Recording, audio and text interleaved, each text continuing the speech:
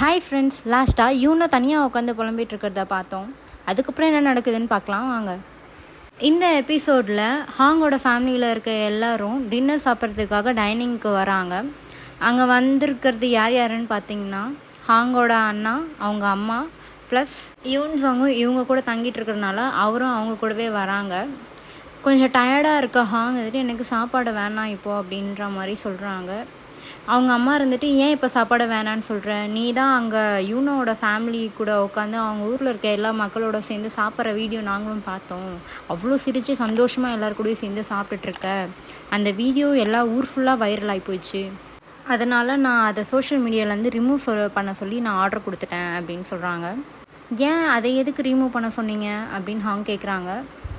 நீ எப்பயுமே இப்படி சிரித்து நான் பார்த்ததே இல்லை, திடீர்னு இப்படியெல்லாம் சிரித்து பண்ணுறதை பார்த்தா நீ எனக்கு ஏதோ ரொம்ப வித்தியாசமாக இருந்தது, அதனால தான் நான் டெலீட் பண்ண சொன்னேன் அப்படின்னு சொல்கிறாங்க. டென்ஷனான ஹாங் அங்கேருந்து கிளம்பி போயிடுறாங்க.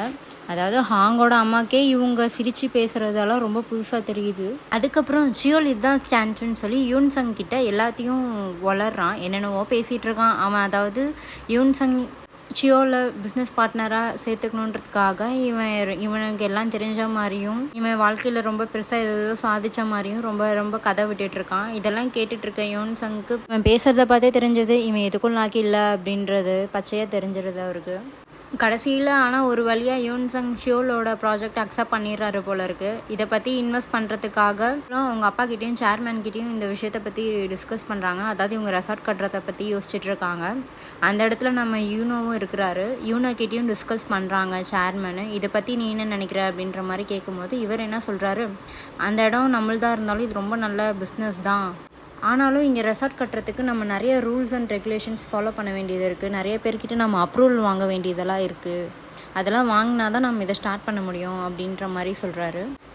ஆல்ரெடி சியோல் பிஸ்னஸ் பண்ணுறது இவங்க சேர்மேனுக்கும் அவங்க அப்பாவுக்கும் பிடிக்கவே இல்லை. இவனை நம்பி ஒரு பிஸ்னஸ் ஆரம்பிக்கிறதா அப்படின்ற மாதிரியெல்லாம் யோசிச்சுட்ருக்காங்க. இவங்களே ஒத்துக்குவாங்களா இல்லையான்ற பயத்தில் சியோல் ஆல்ரெடி இருக்கிறதுனால யூனோ கிட்ட வந்து நீ ஒத்துக்கிட்டா சேர்மன் ஓகே சொல்லிடுவார் அப்படின்ற மாதிரியெல்லாம் பேசி கூட்டிகிட்டு வந்திருப்பாரு. யூனோவும் நிறைய பெர்மிஷன் வாங்கணும்னு சொல்கிறனால அதெல்லாம் வர வரையும் வெயிட் பண்ணு, இதை இன்னும் கொஞ்ச நாள் கழித்து நம்ம பார்த்துக்கலாம் அப்படின்ற மாதிரி சேர்மன் சொல்லி அதை தள்ளி வச்சிடுறாரு. இந்த மீட்டிங்லேருந்து வெளியே வந்தோடனே யூனோக்கு ஒருத்தர் கால் பண்ணுறாரு. அதாவது இவங்க ஹண்டிங்க்கு போகும்போது அங்கே ஒர்க்கர் இருந்துட்டு யூனோக்கு கால் பண்ணுறாரு. இங்கே யார் வேலையை கட் பண்ணி விட்டாங்க அப்படின்ற மாதிரி தெரிஞ்சுக்கிறதுக்கு ஒரு மெமரி கார்டு எனக்கு கிடச்சிருக்கு, ஒரு வீடியோ ரெக்கார்டான மெமரி கார்டு. இது இந்த வழியாக போன ஒரு காரோட இதில் இருந்த மெமரி கார்டு. ஆனால் இதில் இருக்கிறது எல்லாமே டெலீட் ஆகிடுச்சு. உங்களுக்கு ஏதாவது இது உதவியாக இருக்குமான்னு கேட்கலான்னு கால் பண்ணேன் அப்படின்னு சொல்கிறாரு. கண்டிப்பாக எனக்கு வேணும், அது நான் வந்து வாங்கிக்கிறேன்னு சொல்லி அந்த மெமரி கார்டை வாங்கிட்டு போய் ரெக்கவரி பண்ணுறதுக்காக ஒரு கம்ப்யூட்டர் சென்டரில் கொடுத்துட்டு வராரு. இந்த சீனில் சேர்மனோட கேர்ள் ஃப்ரெண்டு அவங்க கிச்சனில் உட்காந்துட்டு அவங்க செஃபுக்கெலாம் ஆர்டர் போட்டுட்ருக்காங்க, இதை அதை சம அப்படின்ற மாதிரி. இதை பார்த்துட்டு இருக்க ஹாங்கோட ஆண்ட் இருந்துட்டு, நீ சொல்கிறத ஏன் இவங்கெல்லாம் சமைக்கணும், இதுக்கு மேலே நான் சொல்கிறதான் இவங்க எல்லோரும் சமைக்கணும், நீ ஏதாவது எங்கள் அப்பாவுக்கு கலந்து கொடுத்துட்டீங்கன்னா என்ன பண்ணுறது அப்படின்ற மாதிரியெல்லாம் பேசிகிட்டு இருக்காங்க. டென்ஷனான அவங்க கேர்ள் ஃப்ரெண்டும் அங்கே இருக்க செஃபை எல்லாரையும் வெளியே அனுப்பிச்சிட்டு தூக்கி அடிக்கிறாங்க. எதன்னு பார்த்தாக்கா அங்கே இருக்க கேமராவை ஃபஸ்ட்டு அடித்து உடச்சிட்டு நம்ம ஆண்ட்டை கையை முறுக்கி அடி போட்டு பொழகிறாங்க. இதுக்கு மேலே என்னோடய விஷயத்தில் எதுலையா தலையிட்டு இருந்தேன்னா நான் அவனை சும்மாவே விட மாட்டேன் அப்படின்னு மிரட்டி அனுப்பி விடுறாங்க. அதுக்கப்புறமும் நம்ம ஆண்ட்டை அமைதியாக இல்லாமல் அவங்க அப்பா கிட்டே போய் இங்கே பாரு இவன் என்னை அடிச்சிட்டா அப்படின்ற மாதிரி எல்லாம் கம்ப்ளைண்ட் பண்ணுறாங்க. ஆனாலும் சேர்மன் அதை நம்பவே மாட்டேங்கிறாரு. அவள் எதுவும் சும்மாலாம் பண்ணியிருக்க மாட்டான், நீ அமைதியாரா, அவளை பற்றி எப்போ பார்த்தாலும் தப்பு சொல்கிறதையும் வேலையாக வச்சிட்ருக்க அப்படின்ற மாதிரி சொல்கிறாரு.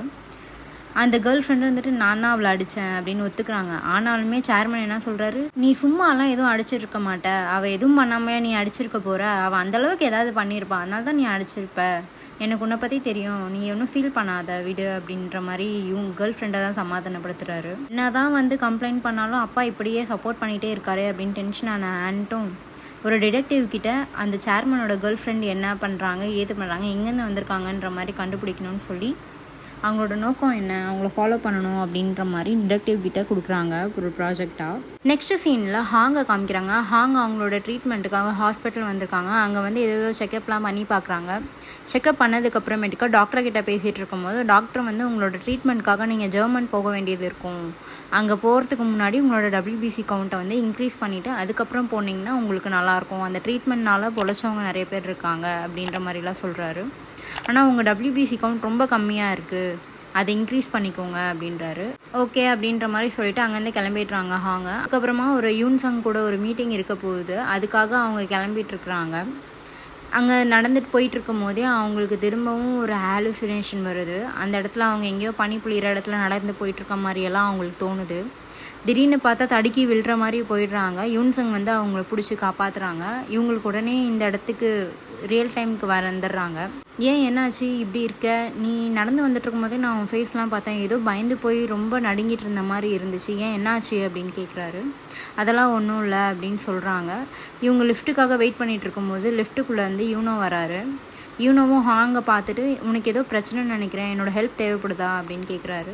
அதெல்லாம் ஒன்றும் இல்லை, எனக்கு என்ன பார்த்துக்க தெரியும், வேலையை பார்த்துட்டு போ அப்படின்னு சொல்லிடுறாங்க ஹாங்கும். அவங்களாம் அந்த மீட்டிங்கில் அட்டன் பண்ணவே முடியல, இருந்தாலும் ரொம்ப கஷ்டப்பட்டு அந்த மீட்டிங்கை முடிச்சுட்டு வந்துடுறாங்க. திரும்பவும் டாக்டர் போய் மீட் பண்ணுறான் அவங்க. எனக்கு இப்போவே இமீடியட்டாக நான் போயே ஆகணும், இதுக்கு மேலே என்னால் வெயிட் பண்ணவே முடியாது, என்னோடய நிலைமை இருக்க ரொம்ப மோசமாக போயிட்டே இருக்குது அப்படின்ற மாதிரி டாக்டர்கிட்ட பேசிட்டு வெளியே வந்துட்டுருக்காங்க.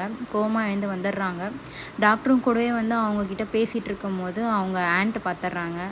அவங்க ஆண்ட்டும் கை உடஞ்சனால அது ட்ரீட்மெண்ட்டுக்காக ஹாஸ்பிட்டல் வந்திருப்பாங்க. அவங்களும் ஹாங்கை பார்த்துடுறாங்க.